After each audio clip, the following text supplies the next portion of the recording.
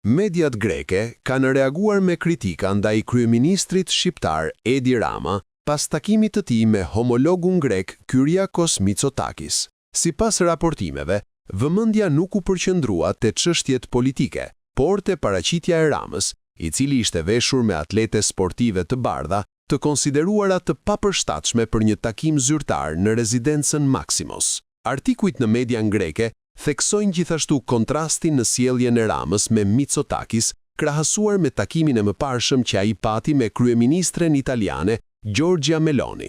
Sipas tyre, Rama nuk shfaqi të njëjtin gjest ceremonial si në rastin me Melonin, duke nxitur komente mbi qëndrimet e tij dhe stilin e veçantë që shpesh tërheq vëmendjen ndërkombëtare. Gjatë takimit, Edi Rama kërkoi ndjes për veshjen, duke theksuar se nuk ishte informuar nga protokolli për natyrën formale të pritjes.